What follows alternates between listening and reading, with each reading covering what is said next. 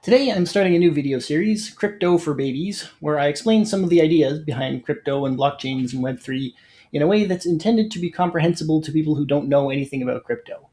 And to prove it, I'm going to explain everything to my daughter here. She's only 3.5 months old, so I think it's fair to say that if she can understand this stuff, you can too. In this first video, I don't want to get into too much detail. What I want to do is explain why you might care about any of this at all. So far, I'm actually kind of disappointed that you haven't shown any interest yet in crypto, but that's okay. You're a baby. The ideas are hard. It's not obvious. So I'm going to try to explain. I'm sure you've heard of Bitcoin by now. Everybody's heard of Bitcoin by now. Now, I'm not actually recommending Bitcoin in particular.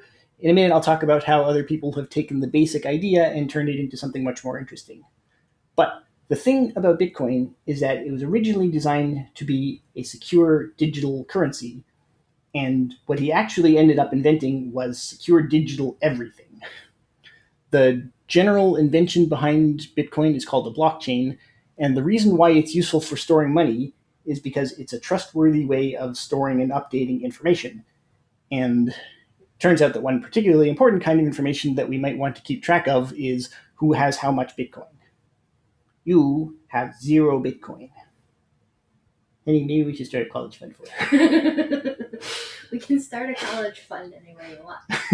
It's totally healthy. I don't know what kind of person you're going to grow up to be, but you don't have to be a tech nerd or a finance nerd to care about crypto. It's kind of like the internet. You weren't around for this part, but back when the internet was first invented, it was originally just for tech nerds, and then eventually it was just like part of everything. So I think crypto is going to be like that. And crypto is not just about trying to make a quick buck either. Not that there's anything wrong with putting your money where your mouth is and investing in things that you believe in. If you had any money, you would totally put your money exactly where your mouth is. A lot of the stuff that I'm most excited about with crypto is stuff that's trying to make the world a better place for you. So crypto has a lot of potential for fixing some of the things that are currently going wrong in our civilization, because it gives us a new ability that humanity hasn't really had before, at least not in this form, and that's the ability to make computer systems that we can trust. Now, I want to be really, really clear about what I mean by trust. For example, I don't mean that there aren't horrible scams and vulnerabilities and stupidly reckless ideas that result in people losing massive amounts of money. Like just a couple of weeks ago, the whole Terra Luna UST fiasco happened and like wiped out billions of dollars worth of people's savings. So you got to be careful. Crypto is not a safe place. Don't put money into it that you can't afford to lose. Don't recommend it to your parents.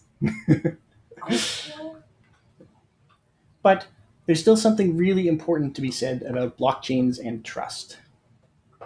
Okay.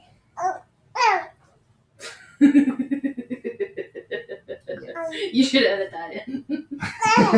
Just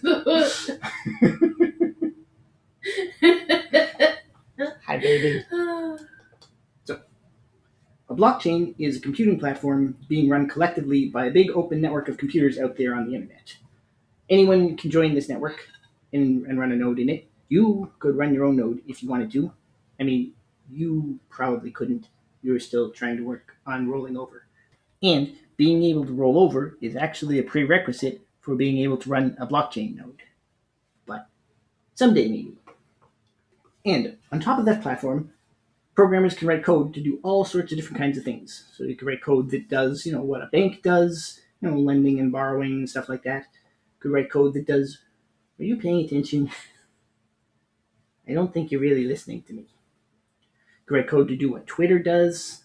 I mean, maybe we should think twice before writing an unstoppable blockchain smart contract that does exactly what Twitter does, but code for games, you name it. And we're still exploring, trying to figure out what kinds of applications would be most useful to run on blockchains.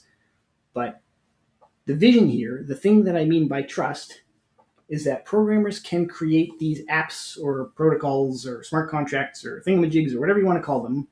And you can ask the blockchain, how does this thing work? And the blockchain will tell you, and you can actually trust that the thing that the blockchain says is actually the real code that is running in this app, and you can trust the blockchain to execute that code faithfully. And you can trust it in this way without needing to trust any particular person or company or government or organization. Which sounds like open source, but it's more than just open source.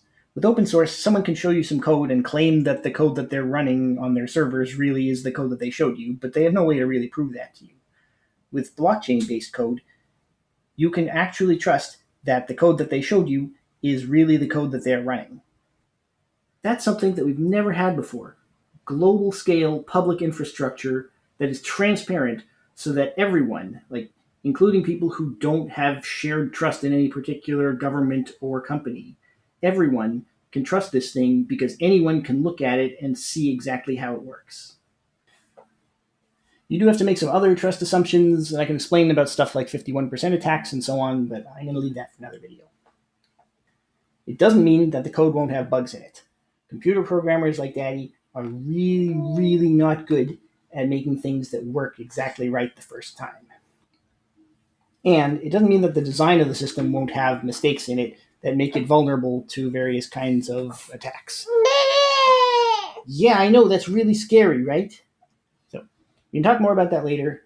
I'm just saying anybody who has ever done any computer programming whatsoever should be terrified when I talk about how crypto allows us to entrust our civilization to things that do exactly what they're programmed to do. That's amazing. Oh my god. Well, I'm glad we got that recorded. Is there more? There's I some got on you. my sleeve here. Well, that won't show up anyway. Yeah. And yet, it's not like there aren't also some pretty big problems with our current ways of doing things. So, this ability to build credibly neutral infrastructure for our civilization that can actually be trusted to just do what it says it'll do is super important for a whole bunch of different reasons. Sometimes it's about making new things that are more trustworthy than the old things. So I bet if you think about the institutions of our society, you can probably think of some that you really just don't quite trust to do what they say they're going to do. The left doesn't trust corporations and the right doesn't trust governments, except when it's the other way around. Sometimes it's not about the old institutions not being trustworthy, it's about making new institutions that are just as trustworthy as the old ones, but better in some other way. Like, you shouldn't try to replace the old thing unless your suggested new thing is at least as trustworthy as the old thing. Particularly, crypto may allow us to not need large organizations so much. Not exactly because we're conspiracy theorists who don't trust the organization. Like, often large organizations do perform their basic function honestly. Many people dislike banks, but it's not because they think their bank is like lying about how much money is in their account.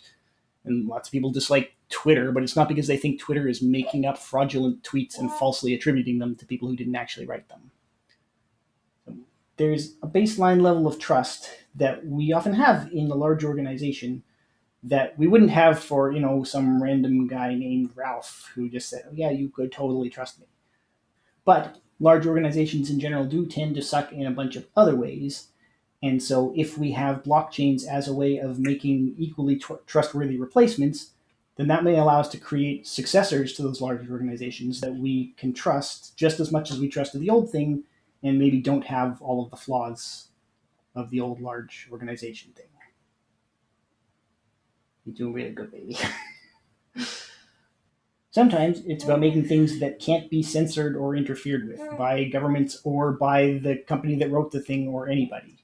Like, when I say that blockchain based code will do what it's coded to do, I mean that it will do that even if the government doesn't want it to. And again, there's a whole bunch of caveats, plus, this is very obviously a double edged sword, and I don't want to go into any of that right now. I'm just saying that if you're the kind of person who thinks that maybe our politicians and regulators tend to go mucking about with things that you'd prefer not to have them muck with, then it might be interesting to be able to make things that they can't touch. And then, on top of that, because crypto is capable of doing things with money in particular, it opens up a whole bunch of new possible uses.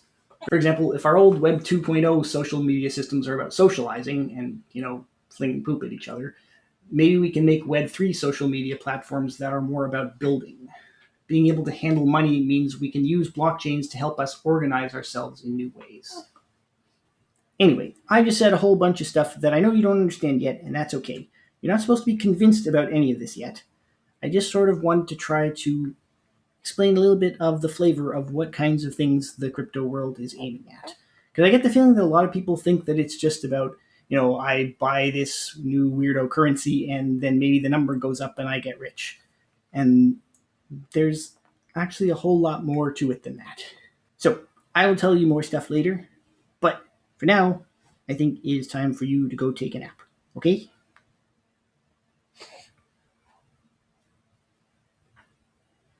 Did you even hear any of that?